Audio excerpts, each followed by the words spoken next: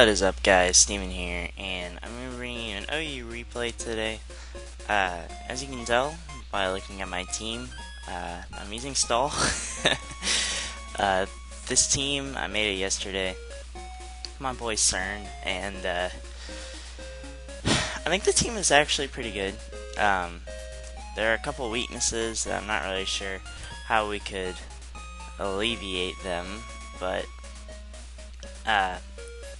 you know, it's a good team, and it's super fat. Like, this is probably the fattest team I've ever made. Last gen, I made a stall team that had a Zatu on it and all that, and I think it was more of semi-stall. I mean, it was pretty fat, but it actually had some sort of offensive presence. This team basically has no offensive presence. The way you win is very slowly. It's incredible, really, just how fat. It's incredible. So let's get into team preview, which is honestly the most important part of playing stall is team preview and realizing what mons you need for the opposing team, what you want to check and counter. So first on his team is Mega Metacham. And Slowbro is basically a hard stop to that, unless it carries Thunder Punch, which is pretty OG, so I don't really expect to see the Thunder Punch coming out from this Metacham. So Slowbro is most likely going to be my switch in to Metacham. Next he has Rotom. I don't know what kind of Rotom it is. If it's defensive, then Zardex is a perfect answer for it. And Ferrothorn is a secondary answer because it can come in. The only thing it fears is Will-O-Wisp. Next he has a Ferrothorn, which I have a Zardex that can basically counter it, and basically I just have to whittle it down with Burn and all of that, and eventually be able to take it out. Next he has a Landorus, which basically gets completely stopped by Slowbro, Skarmory, and Weezing, so I'm not too worried about Landorus. Though it might be a Stealth Rocker, so I need to keep that in mind. Next he has a Latios, and if it is HP Fire Latios, then my only answer to that is Cresselia, since it is specially defensive Cresselia. And if he does not reveal HP Fire, then Ferrothorn is a secondary check, so I need to keep that in mind. And last is Talonflame, which can basically reliably be stopped by Slowbro, and in addition, Weezing can come in and take a hit or two. So yeah, like I said, I am running Charizard X, and I assume that he's going to lead with either his Landorus or his Rotom. So I'm going to lead straight away with my Charizard, hoping he leads with Rotom, as he does. So I get a free Mega Evolution on the first turn, as he reveals he's Scarf Rotom. Now outspeeds me with Volt Switch, and I fire off a Will-O-Wisp, and unfortunately I missed the Landorus. That really sucks, but at the same time it's okay, because now I can just go into Skarmory as he U-turns, and at this point we're already into a Volt switching conundrum, as he Volt switches on my Ferrothorn and goes into Metacham. So I go into Cresselia just because I was curious how much this would do, and I don't need Crest for much. It actually does 40%, which is absolutely disgusting. So I am just going to go straight into Slowbro, or actually I Reflect. I forgot that I had Reflect on this. I was going to Reflect and then Moonlight. But fortunately I get a Toxic off on this Landorus as he knocks off my lefties, but that's okay because I can just Moonlight now. So at this point, I'm going to go into Skarm on his Pharaoh and taunt him so he cannot Leech Seed me, and then I can just defog his rocks away for free. So not much has really happened to my team, and I'm just gaining information about his team. So he goes for Volt Switch, and that is fine by me, as he goes into Talonflame. I'm just going to go into Slowbro on the Brave Bird. It does 37%, which is not much at all. I'm free to fire off a Scald. That's what I'm going to do. Unfortunately, I do not burn this Rotom. That would have made this game a lot easier, as now I am just going to go back into Charizard on the Volt Switch, and, you know, we're in this continuous loop. So he goes into Latios and doubles into Rotom. So I end up going into Ferrothorn, which is fine by me, because I can just protect. So he goes for Trick, and since I do have a Mega Charizard, he knows I could easily go into that. So I am just going to predict him to switch out and get at my rocks. So that was very good. So he goes into Lando, and at this point I'm going to go into Weezing because it hasn't come into battle yet. I figured I'd see what he's going to go for, maybe an Earthquake. And so he ends up going into his Latios, and I am just going to go into Crest on the Defog. And I'm not really sure what he was thinking. He went for Draco Meteor, and it does absolutely nothing. So I'm just going to Toxic him.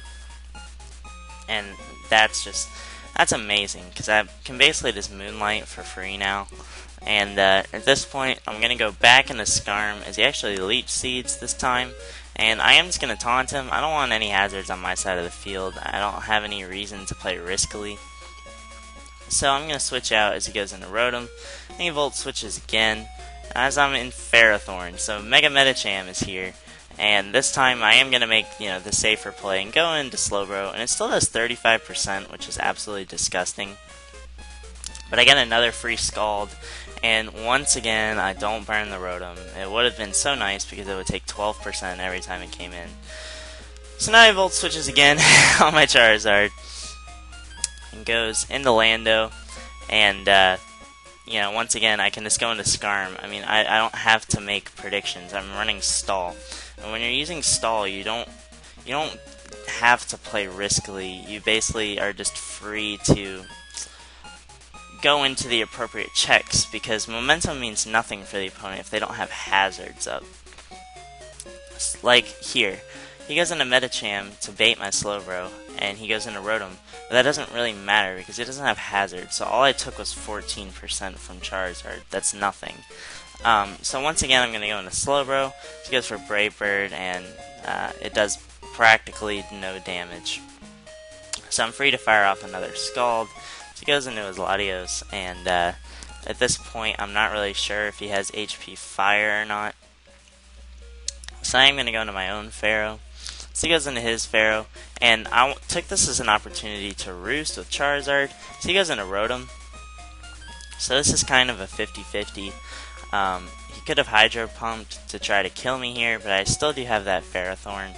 And I would get Rocks again, and his Latios is getting low. So that would he doesn't want to give me free switches. And basically, I feel like